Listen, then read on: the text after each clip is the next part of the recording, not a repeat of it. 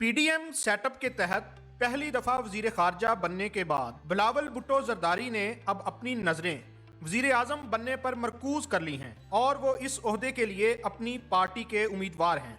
आज की इस वीडियो में हम आपको बिलावल भुट्टो की सियासी जिंदगी के बारे में बताएंगे और बात करेंगे कि कैसे वो खुद को वजीर आजम बनने के लिए अहल समझते हैं।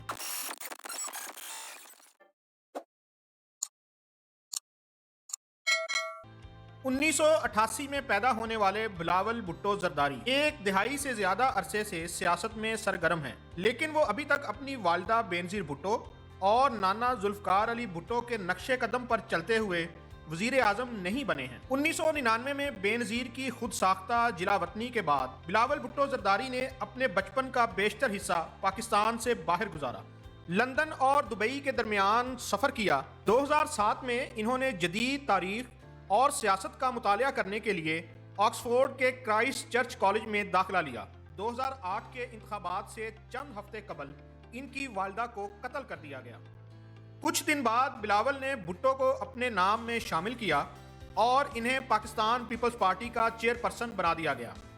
ताहम चूंकि वो अभी पढ़ रहे थे, इसलिए उनके वालिद आसिफ अली जरदारी शरीक चेयरपर्सन बन गए ताकि वो बिलावल के ग्रेजुएशन तक पार्टी के मामलात को संभाल सकें। 2010 में अपनी ग्रेजुएशन के बाद बिलावल ने सियासत में कदम रखा।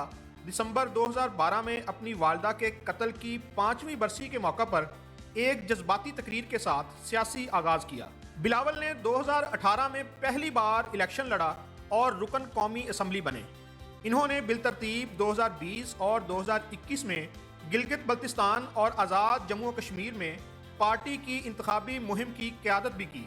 2022 में पाकिस्तान पीपल्स पार्टी के चेयरपर्सन ने उस वक़्त की पीटीआई हुकूमत के खिलाफ कराची से इस्लामाबाद तक लॉन्ग मार्च की क़यादत की। Pakistan democratic movement PDM opposition जमातों के एक इत्तेहाद ने अप्रैल 2021 में उस वक़्त के वज़ीर आज़म इमरान खान को कामयाब अदम एतमाद के वोट के ज़रिए माजूल करने के बाद बिलावल को वज़ीर खारजा मुकर्रर किया, जो मुल्क का सबसे कम उम्र वज़ीर खारजा था।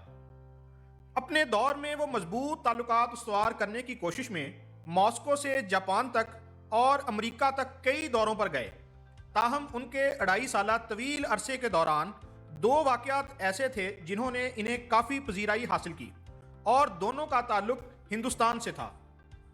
दिसंबर 2022 में अक़वाम मुत्तहिदा के अंदर एक न्यूज़ कॉन्फ्रेंस में बिलावल ने मोदी को गुजरात का कसाई करार दिया था और सवाल किया था कि 2002 में गुजरात में 2000 से ज़्यादा मुसलमानों के कत्लेआम की सज़ा पाने की बजाय इन्हें हिंदुस्तान का वज़ीर आज़म क्यों बनाया गया। इनका ये बयान इनके हिंदुस्तानी हम मनसब एस.जे. शंकर के तबसरों के जवाब में था, जिन्होंने पाकिस्तान को उसामा बिन लादेन का मेज़बान और दहशतगर्दी का मुर्तकिब कहा था। जबकि इन तबसरों को भारत में शदीद तनकीद का निशाना बनाया गया, जहाँ एहतजाजी मुजाहरे किए गए। इनकी वतन वापसी पर बड़े पैमाने पर तारीफ की गई। चंद माह बाद बिलावल एक दिहाई में भारत का दौरा करने वाले पहले पाकिस्तानी वजीर खारजा बन गए। पाकिस्तान पीपल्स पार्टी के चेयरमैन के मुताबिक ये सफ़र मोदी हुकूमत के झूठे बयानिए का मुकाबला करने में कामयाब रहा कि हर मुसलमान दहशतगर्द है। बिलावल ने भी बार बार रवायती सियासत को ख़त्म करने का मुतालबा किया है। सबकदोश होने वाली कौमी असम्बली के फ्लोर पर अपनी आखिरी तकरीर के दौरान पाकिस्तान पीपल्स पार्टी के चेयरमैन ने अपने वालिद आसिफ अली जरदारी के साथ साथ मुस्लिम लीग नून के सरबराह नवाज शरीफ से दरख्वास्त की थी कि वो ऐसे फैसले करें जिससे नौजवान नस्ल के लिए सियासत आसान हो। ताहम पिछले साल जरदारी ने कहा था कि बिलावल सियासत में पूरी तरह से तरबियत याफ्ता नहीं है और इन्हें रफ्तार हासिल करने में वक्त लगेगा।